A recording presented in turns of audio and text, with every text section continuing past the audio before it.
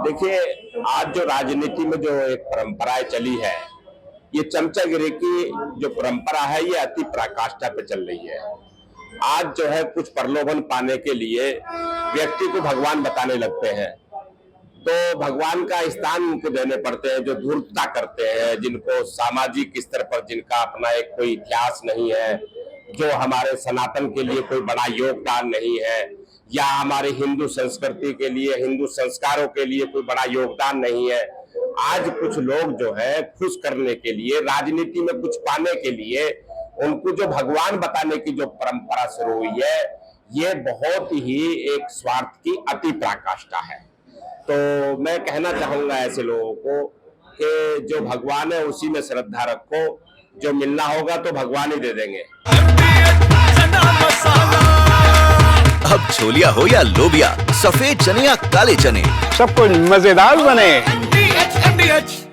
तो जो आज श्री राहुल गांधी जी को जो भगवान बताने की, उनकी तो आप देखते होंगे कि वो किस प्रकार से इस देश में जातीय वैमनस्य फैलाने का प्रयास कर रहे हैं। वो आज जो तुष्टीकरण की राजनीति की अति पराकाष्ठा करके वो विभिन्न प्रकार के आरोप लगाने का काम कर रहे हैं। हमारे भारत के माननीय प्रधानमंत्री श्री नरेंद्र मोदी जी की माता को वो मंचों से गाली दिलवाने का काम कर रहे हैं। तो उनको तो ऐसी शर्म आनी चाहिए कि वो तो इंसान के लायक भी नहीं हो सकते।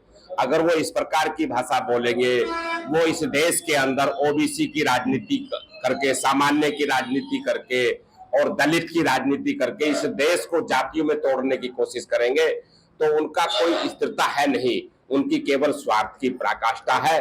और कांग्रेस सत्ता के कारण से, सत्ता ना होने के कारण से बिलख रही है, वो तड़प रही है। और वो एक चाय बेचने वाले भारत के प्रधानमंत्री माननीय नरेंद्र मोदी जी को बर्दाश्त नहीं कर पा रहे।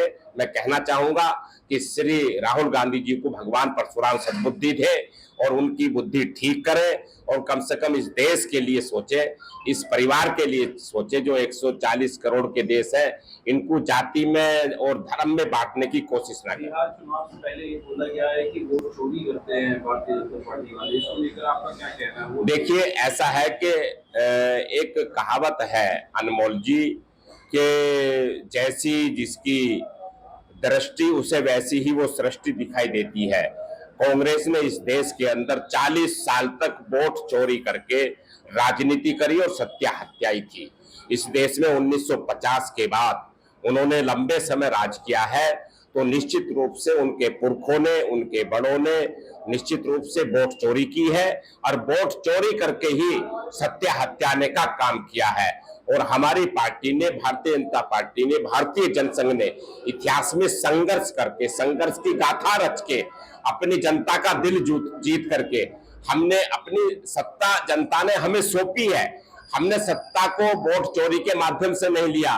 तो उनको लगता है कि जैसे कांग्रेस पार्टी ने वोट चोरी करके सत्ता चलाई है, इसीलिए वो भारत के प्रधानमंत्री आदरणीय नरेंद्र मोदी जी पर जो वोट चोरी का आरोप लगाते हैं, हम चैलेंज करते हैं कि वो सिद्ध करके दिखा दे उसको कि कौन सी एक वोट चोरी है, तो हमारे भारत के प्रधानमंत्री ऐसी राजनीति में लात मार देंगे।